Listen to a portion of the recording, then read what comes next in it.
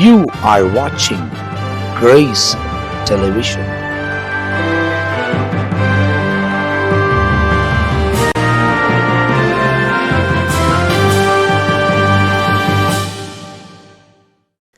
எனக்கன்பானவர்களே, ஆண்டவர் இயேசுவின் நாமத்தில் வாழ்த்துதலை தெரிவித்துக் கொள்ளுகிறேன். ஒவ்வொரு தேவ ஊழியர்கள் மூலமாக தேவன் அழகாய் அருமையாய் பேசி கொண்டிருக்கிறார். ஆண்டவர் எல்லாரையும் நேசிக்கிறார், அனைவரையும் நேசிக்கிறார்.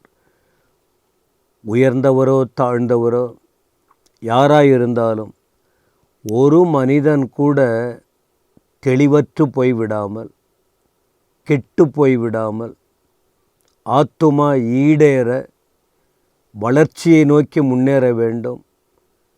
வளர்ந்து வரும்போது ஞானமாகவும் எல்லா காவலோடும் தன்னை, தன் வாழ்க்கையை, தன் குடும்பத்தை, தங்கள் ஆத்துமாவை காத்து கொள்ள வேண்டும் என்ற கரிசனையுள்ள தேவன் ஒருவரும் கெட்டுப்போவதை விரும்பாத தேவன். அவர் ஒவ்வொரு நபரையும் ஆயத்தமாக வேண்டுமென்றும் அறிவுறுத்தி, அறிவாகிய ஒளியாகிய, அறிவின் ஒளியாகிய அவருடைய ஜீவ வார்த்தையின் மூலமாக அவர் இடைப்பட்டு கொண்டே இருக்கிறார். ஆனால் மனுக்குலமோ, உயர்ந்தவர்களோ, இளைஞர்களோ, ஆண்களோ பெண்களோ தங்களுக்கு சுயநலமாக தோன்றுகிறபடி தெய்வீகத்தை மறந்து தேவ வார்த்தைகளை விட்டு சொந்த வழியில் சென்று அநேக பிரச்சனையில் சிக்கி தவித்து வாழ்க்கையில் வேதனையின் உச்சக்கட்டத்துக்கு போகிற அளவுக்கு தாங்களே தேடிக்கொண்டு சமாதானம் எழுந்திருக்கிற சூழ்நிலையை பார்க்க முடியும். அப்படி ஒரு நிலை யாருக்கும் வரக்கூடாது என்று ஆண்டவர் இடைப்பட்டு கொண்டிருக்கிறார். சொல்லப்படுகிற வார்த்தைகளை நீங்கள் கருத்தாய், கவனமாய், எந்த வயதுள்ளவர்களாய் இருந்தாலும் நீங்கள் அதை கேட்டு, ஏற்று, உணர்ந்து, தவிர்க்க வேண்டியதை தவிர்த்து, கடைபிடிக்க வேண்டிய காரியங்களை பின்பற்றி, கற்றுக்கொள்ள வேண்டிய காரியத்தில் முன்னேறி, விட வேண்டிய காரியங்களை விட்டுவிட்டு நீங்கள் வளர்ந்து வரும்போது உங்கள் மீது ஆண்டவர் வைத்திருக்கிற பெரிய நோக்கம், அந்த பெரிய திட்டத்தை முன்பு நீங்கள் அறியாவிட்டாலும் பின்பு உணர்ந்து நன்றி சொல்லி, இந்த தேவனுக்காக ஸ்தோத்திரம், இந்த வழிகளுக்காக ஸ்தோத்திரம், இந்த வார்த்தைகளுக்காக ஸ்தோத்திரம் என்று சொல்லி அவரை துதிக்கும் மக்களாக நீங்கள் மாற முடியும். இன்றைக்கும் ஒரே ஒரு வசனத்தை உங்களுக்கு முன்பாக நான் வைக்கிறேன். அப்போ இந்த வார்த்தையை சொல்லுவதற்கு முன்பு நான் எங்கே இருக்கிறேன், அதுதான் முக்கியம். நான் எங்கே இருக்கிறேன்? 2 சாமுவேல் 11ஆம் அதிகாரம் 1 வசனம். மறுவருஷம் ராஜாக்கள் யுத்தத்திற்கு புறப்படும் காலம் வந்தபோது தாவீது யோவாபையும் அவனோடே கூட தன் சேவகரையும் இஸ்ரவேல் அனைத்தையும் அம்மோன் புத்திரரை அழிக்கவும் ரப்பாவை முற்றுகை போடவும் அனுப்பினான். தாவீதோ எருசலேமில் இருந்து விட்டான். இதற்கு முற்பகுதிகள், பிற்பகுதிகளில் ஏராளமான வார்த்தைகள் உண்டு. அதையெல்லாம் இந்த குறுகிய நேரத்தில் உங்களுக்கு சொல்ல முடியாது. சரி, முன்ன உள்ள விஷயம் என்ன? தாவீதை ஆண்டவர் ராஜாவாக தெரிந்து கொண்டார். அதற்கு முன்பு அவருடைய வாழ்க்கையில் அநேக பாதிப்பு. தேவனே ராஜாவாய் ஏற்படுத்தினார். உயர்ந்த நிலைக்கு வந்தார். தேவன் அவரோடு கூட இருந்தார், அற்புதமாய் நடத்தினார். அவருக்கு கூட அநேக ஆட்கள்லாம் இருந்தாங்க. தாவீதின் ராஜ்யபாரங்கள், சிறப்பான ஆட்சி முறைகள் எல்லாம் ஆச்சரியமாக இருக்கும். இதற்கு முன்பு எப்பொழுதுமே இவருடைய பொதுவாகவே இன்றைக்கு எப்படி ராஜ்யத்துக்கு விரோதமாய் ராஜ்யம், ஜனத்துக்கு விரோதமாய் ஜனம் எழும்புகிறார்களோ அதே போல ஆரம்பத்திலும் மன்னராட்சி, இப்போ மன்னராட்சி இல்லை, அன்றைக்கு மன்னராட்சி இருந்தது.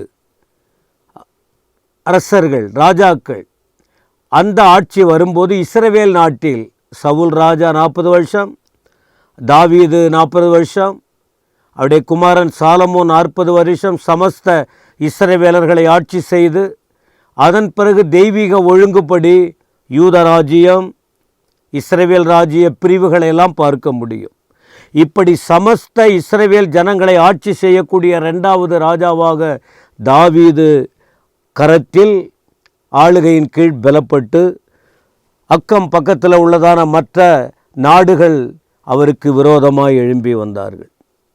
இதற்கு முன்பு சீரியர் இஸ்ரவேலுக்கு முன்பாக யுத்தம் செய்ய வந்து அவர்கள் தோற்கடிக்கப்பட்டார்கள் மேற்பகுதி. இப்போ 11ஆம் அதிகாரம் 1 வசனத்தில் மறு வருஷம், இதற்கு முன்பு உள்ள வருஷம் மேலே சீரியர் இஸ்ரவேலுக்கு முன்பாக முறிந்தோடினார்கள். இதை 10ஆம் அதிகாரத்தில் நீங்கள் படிக்க முடியும். யுத்தத்திற்கு ராஜாக்கள் புறப்படும் காலம் வந்தபோது, மறு வருஷம் ராஜாக்கள் யுத்தத்துக்கு புறப்படும் காலம் வந்தபோது தாவீது யோவாபையும் அவனோடே கூட தன் சேவகரையும் இஸ்ரவேல் அனைத்தையும், கவனிங்க, ராஜாக்கள் தான் யுத்தத்துக்கு போகணும். சவுல் ராஜாவாக இருந்தபோது ராஜா கூட எல்லாரும் போனாங்க. அப்போ இங்கே தாவீது ராஜா யுத்தத்திற்கு போக வேண்டும், ஆனால் அவர் போகலை. அதற்கு பதில் கூட இருந்ததான யோவாப், சேவகர், இஸ்ரவேல் அனைத்தையும் அனுப்புகிறார். எதுக்கு?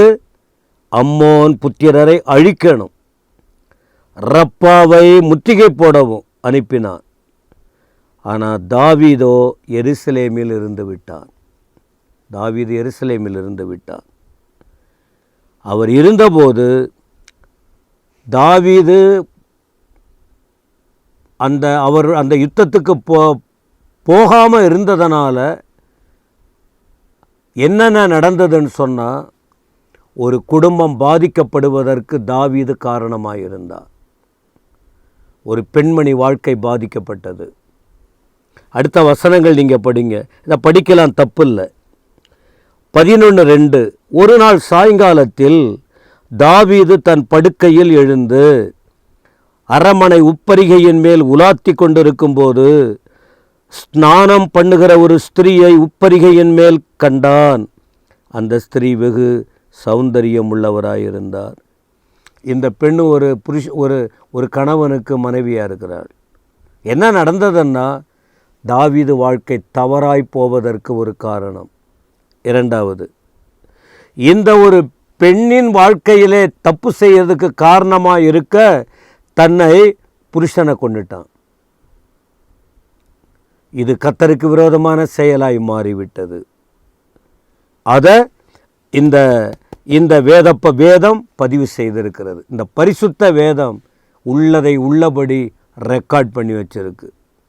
இதை படித்து உணர்வடைவதற்கு தான் இந்த செய்திகள். எனவே கடைசியாக நான் உங்களுக்கு சொல்கிற வார்த்தை என்ன? என் அன்பான சகோதர சகோதரிகளே, சோதனை இருக்குது. தேவனுக்கு விரோதமாய் செயல்படக்கூடிய வாய்ப்புகள் வருது. பிசாசு ஒருத்தவங்களுடைய வாழ்க்கையை கெடுக்கணும்னு அதில் கவனமாக இருக்கிறான். ஒவ்வொருவருக்கும் வேறு வேறு சோதனை இருக்கும். தாவீதுக்கு ஏற்பட்டதை போல இதை போல அனுபவங்கள் இல்லாமல் வேறு வேறு விதத்தில் உங்களுக்கு சோதனைகள் வரலாம். சொல்லப்படுகிற வார்த்தை என்ன தெரியுமா? நம்முடைய பொறுப்பை உணராமல், கவனமாக நாட்களை செலவழிக்காம, தேவ சமூகத்திலே காத்திருக்காம, நம்முடைய பொறுப்புகளை பிறரிடத்திலே சொல்லிவிட்டு நாம் கவலையீனமாய் தேவையில்லாத இடத்தில் இருந்தால், தேவையில்லாததை பார்த்தால், தேவையில்லாதவர்களோடு பழகினால் வாழ்க்கை சீரழிந்து விடும். நாம் எங்கே இருக்கிறோம்? தேவ சமூகத்தில் இருக்கிறோமா? தெய்வீக பாதுகாப்பில் இருப்போமா என்பதை உணர்ந்து பாருங்க. தவறுகள் ஏற்பட்டு இருக்கலாம், உணருவோம், வெளியே வருவோம். இந்த பிரச்சனைக்கு பிறகு தாவீது வாழ்க்கையை படித்து பாருங்க, ரொம்ப பிரச்சனை இருக்கும். அதையெல்லாம் இப்போ சொல்ல முடியாது இவ்வளவு நேரத்தில். நீங்கள் வேதம் படிக்கிற தேவ பிள்ளைகளாக இருந்தால் தியானியுங்கள்.